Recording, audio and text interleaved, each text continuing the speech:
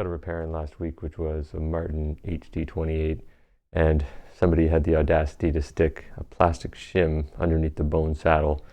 So I wanted to test it out and just see how that affected the actual pickup in it, which was also a really nice pickup.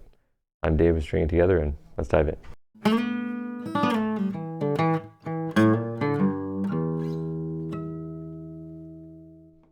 I've sort of harped on about the importance of saddles in previous videos, which you can check out here, but essentially you have to have that saddle sitting perfectly flush with the saddle slots. You have to have a good clean saddle slot, a perfectly flat saddle, and really that's one of the most important things that's going to affect the tone of your acoustic instrument, especially acoustically. So I won't drone on about that, but essentially you should be able to pick up your guitar from the saddle. That's how tight it should fit. Now, when I looked at this one, I was pretty surprised to find that underneath this bone saddle is a little strip of what looks like a credit card. Now, that may seem inconsequential to some people, but to me, that's like taking a $100 bottle of scotch and topping it up with Weisers after you've had a few of them. It's blasphemous. So I know that it affects the sound acoustically for sure, because I can just hear it. Which is kind of hard to pick up on a microphone, but I was really curious to know how it would actually affect the sound in the actual transducer itself. So underneath there is inside this guitar, there's an Anthem LR Bags pickup. So I also have a video of sort of my top 3 pickups that you can check out here, and the Anthem is definitely one of them.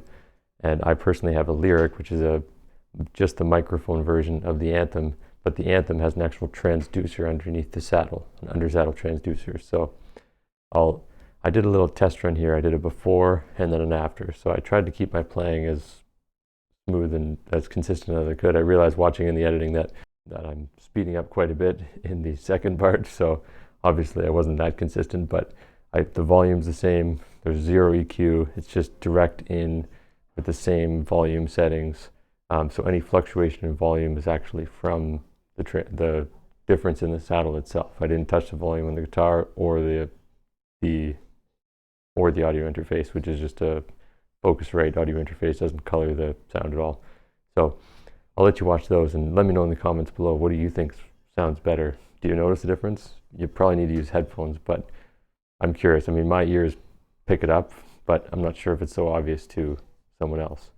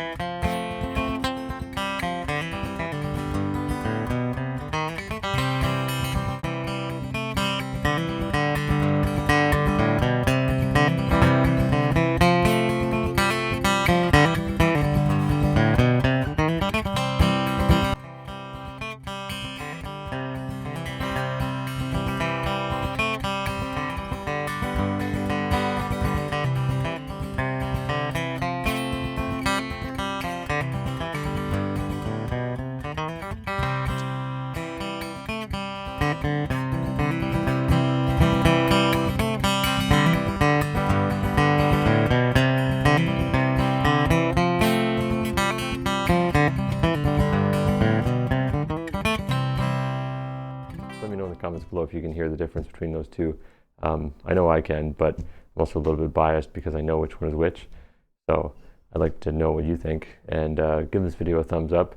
Short one today. I put out a video every week, so hit that subscribe button and you'll get notified for next week's video. And if you want to dive more into guitar repair in general, then I've got some free materials for you. You can check out my Foolproof Fretwork course. It's kind of an introductory course if you want to get into leveling frets. It's a method that I've specifically tailored to people who haven't done it before or are just new to this and are a little bit intimidated with, gluing your frets or hammering your frets, etc. And then if you're interested in guitar wiring, then you can check out my free PDF guitar wiring cheat sheet.